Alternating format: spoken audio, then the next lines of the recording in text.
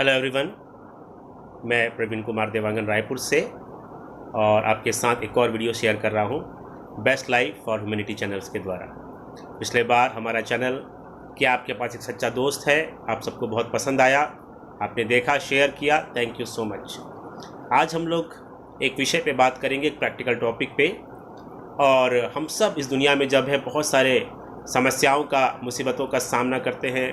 हमारे जीवन के अंदर बहुत सी दुख, तकलीफ़ें, समस्याएं, विपत्तियां, दुर्घटनाएं हम देखते हैं, हम निराश हो जाते हैं। लेकिन आज हम आपको बताएंगे, मैं आपको बताऊंगा कि हमारा गम कितना कम है, मेरा गम कितना कम है, इस बात को हम सीखें। एक बार एक बच्चा जो है, एक लड़का जिसके पास पुराने जूते थे और बहुत दिन से नए जूते लेने के लिए वो ईश्वर से विनती कर रहा था, इंतज़ार कर रहा था कब उसे नए जूते मिलेंगे। जब उसे जूते नहीं मिलते हैं तो वो रोते रोते रोते निराश मन से उस रोड पे चला जा रहा था।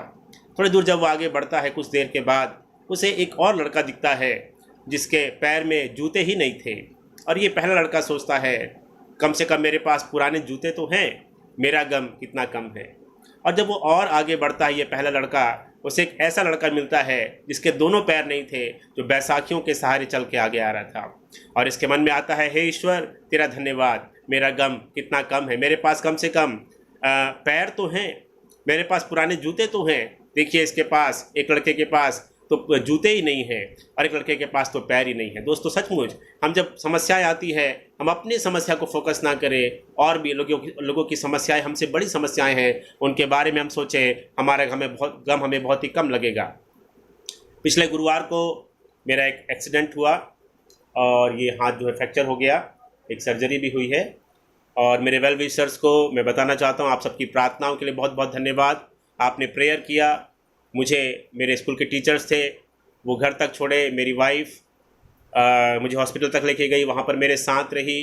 बेमेतरा में सर्जरी हुई, मेरे एक दोस्त, मेरे एक स्टूडेंट है, उन्होंने मेरी सर्जरी किया।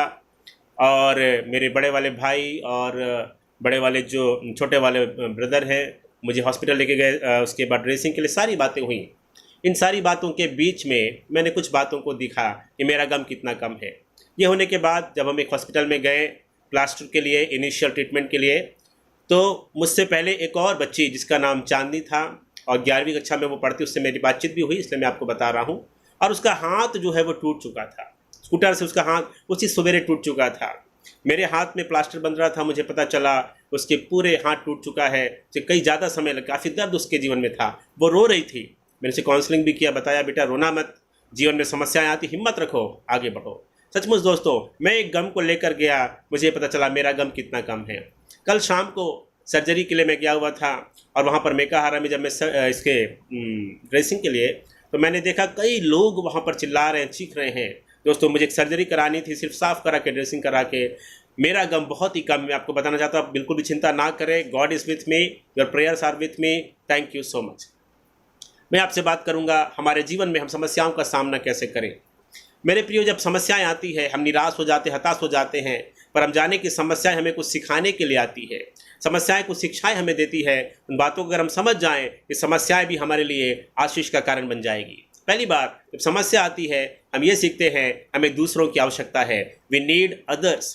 कई बार हम अपने आप को सब कुछ समझते हैं, सेल्फ डिपेंड बनना चाहते हैं, ठीक है, लेकिन जब समस्या आती है हमें दूसरों का सहारा लेना पड़ता है। जैसे मेरा एक्सीडेंट हुआ, मैं कुछ भी नहीं समझ पाया, मेरा बायां वाला हाथ काम नहीं कर रहा था और उसकी रिस्ट बोन जो फ्रैक्चर हो गई थी, मुझे कुछ भी समझ नहीं आया। मैंने तुरंत अपने टीचर्स को फ़ोन किया, सीनियर्स को फ़ोन किया, वो आकर मुझे घर तक ले गए। समस्या आपको ये सिखाती है, आपको दूसरे की आवश्यकता है। हम दूसरों के साथ एक अच्छे संबंध में होकर के चले, दूसरों के बिना हम कुछ भी नहीं है। We are alone without others, we are nothing without others. God ने हमें एक फेलोशिप के लिए बनाया है, ये हम जानते हैं। दूसरी बात, हमें ये सीखने मिलता है, we have to be humble. मनुष्य जो है मिट्टी से बना है ना। हम कहते हैं माटी का पुतला माटी में मिल जाएगा, पर कई बार हम कहते हैं I am Iron man, I am very strong, I know everything, I have power, wisdom, all the things. लेकिन जब समस्या आती है, ये टूट फूट हो जाती है और हमको पता चलता है कि हम मिट्टी से बने हुए हैं। कई बार हम बोलते हैं, हम जो बहुत स्ट्रांग लोगों को बोलते हैं, भाई तू किस मिट्टी का बना है। याद रखें, कोई भी मिट्टी के बने हैं, लेकिन आप मिट्टी के बने हैं और मिट्टी जो है वो लोहा नहीं है, मिट्टी चूर चूर हो जाती है। हम घमंड ना करें। हम परमेश्वर के सामने घमंड ना करें कि मैं बहुत कुछ हूँ, पैसे का घमंड ना करें। जब समस्या आती है आपको दूसरे पर डिपेंड होना पड़ता है, आपको डॉक्टर पर डिपेंड होना पड़ता है, आपको अपने घर पर डिपेंड होना पड़ता है, पड़ोसी पर डिपेंड होना पड़ता है, आपको गॉड पर डिपेंड होना पड़ता है। तो समस्या पहली बात हमें ये सिखाती है हमें दूसरों की ज़रूरत है। दूसरी बात समस्या में ये सिखाती है कि हमें हम्बल होना है, नम्र होना है। तीसरी बात हमें दूसरों के बारे में सोचना है। दूसरे हमसे ज़्यादा तकलीफ में हैं, हम उनके बारे में नहीं सोचते हैं। हमारे पर तकलीफ आती है तो समझ में आता तकलीफ क्या होती है, और तब हम दूसरे की समस्या को समझना भी हम शुरू करते हैं। चौथी बात, समस्या हमारे कैरेक्टर को शो करती है। जब हम अच्छे होते हैं, हमारे पास कोई समस्या नहीं है, उस समय हम जो दिखाते हैं वो हमारा बिहेवियर है। लेकिन जब सब कुछ विपरीत हो जाता है, समस्या आ जाती है, खर्चे हो जाते हैं, परेशानियां हो जाती है, शरीर में तकलीफ है, उस समय आप जो प्रकट करते हैं वो आपका कैरेक्टर है, वो आपका कैरेक्टर है। तो दोस्तों, हम अपने कैरेक्टर को बना करके रखें। कई बार लोग बोलते हैं पता नहीं मुझसे ना दुख था इसलिए गाली गलौज हो गया, वो आपका कैरेक्टर है। हम दूसरों के सामने अच्छे बनते हैं लेकिन अकेले में या जब समस्या आती है हमारा कैरेक्टर सामने आ जाता है। दोस्तों, इस बात को भी हम याद रखें। दोस्तों, बहुत सारा समय जो है व्यर्थ बिता देते हैं रोने में, चिंता करने में, परेशान होने में। एक बार एक लड़का समुद्र के किनारे एक रेत का घर बना रहा था। घर बनाने के बाद जब उसने बना लिया, आधे घंटे लगे उसे, और एक लहर आई उस घर को तोड़कर चले गई। वो बच्चा रोने लगा, रोते रोते रोते रोते 2 घंटे बीत गए। 2 घंटे के बाद एक अंकल आकर उससे पूछते हैं, बेटा आप क्यों रो रहे हो? तो कहता मेरा घर टूट गया। तो बेटा क्या बात है? मुझे बहुत रोना आ रहा है, मैं बहुत दुखी, बहुत परेशान हूँ। तो उस अंकल ने कहा कितना समय लगा तुमको उस घर को बनाने में? बोले अंकल पूरा आधा घंटा लगा और वो घर टूट गया, देखो ना कितनी बुरी किस्मत है मेरी। और अंकल कहते हैं आप कितने देर से रो रहे हो? बोला मैं 2 घंटे से रो रहा हूँ अंकल। तो अंकल ने कहा बेटा जब आपका एक घर टूटा आधे घंटे बनाने में, इस 2 घंटे में अगर आप रोने की बजाय 4 और घर बना लेते, आप कितने सुखी होते। आपने रोने में अपने समय को बिता दिया। दोस्तों, मैं आज आपको बताना चाहता हूँ हमारा बहुत सारा समय निगेटिविटी, नकारात्मक बातों में ही निकल जाता है। मैं आपको बताऊंगा आज ब्रदर निक के बारे में। उनका पूरा नाम था निकोलस वुजिचिक, और वो 4 दिसंबर 1982 को पैदा हुए। उनके बहुत सारे वीडियोस आप देख सकते हैं। एक ऐसा व्यक्ति जिसके दोनों हाथ नहीं, दोनों पाँव नहीं, लेकिन हज़ारों को वो सुसमाचार और गुड न्यूज़ प्रीच करता है। वो लाखों लोगों के बीच में वो अपनी गवाही शेयर करता है, लोगों को मोटिवेट करता है। One of the best motivational speaker of the world, he is like that. और उसका जन्म जो मेरे प्रिय मेलबोर्न ऑस्ट्रेलिया में हुआ था 1982 में। टेट्रे अमेलिया नाम की डिसऑर्डर उसके बॉडी में थी। उसके लिम्स, हाथ और पाँव डेवलप नहीं हो पाए थे। जब उसका जन्म हुआ उसके दोनों हाथ पाँव नहीं थे, और उसको मजाक उड़ाया करते थे लोग। उसके दोस्त नहीं थे, कोई दोस्त नहीं था। घर के लोग तो प्यार करते थे लेकिन बहुत सारे उसकी मजाक उड़ाया करते थे। शारीरिक तकलीफें बहुत ज़्यादा थी, बहुत ही कमज़ोर वो हो गए थे, और 10 साल की उम्र में उन्होंने आत्महत्या करने का निर्णय किया। इसी तरीके से उनको बचा लिया गया। और उसके बाद किसी ने उनसे कहा आप बाइबल पढ़ें, बाइबल आपके बारे में आपको सिखाएगी, आपसे प्रेम करने वाले परमेश्वर के बारे में। जब उसने बाइबल पढ़ा, वहाँ लिखा था परमेश्वर आपसे प्यार करता है, उसने आपको अपने समान बनाया है। उसे समझ नहीं आया, लेकिन जब वो बाइबल पढ़ते गए उसे समझ में आया हमारे अंदर परमेश्वर की आत्मा है, परमेश्वर हमसे प्यार करता है, वो अपनी संतान हमें बनाता है और वो हमारे साथ रहता है। जब समस्या आती है, समस्या से बढ़कर उसकी सामर्थ हमारे साथ काम करती है। प्रॉब्लम हमें और भी स्ट्रॉन्गर और सिंसियर बनाती, 5वीं बात जो है। और इस प्रॉब्लम उसने समाधान खोजना शुरू किया, प्रार्थना करना शुरू किया, बाइबल पढ़ना शुरू किया, और उसने ईश्वर को अपना जीवन समर्पित किया।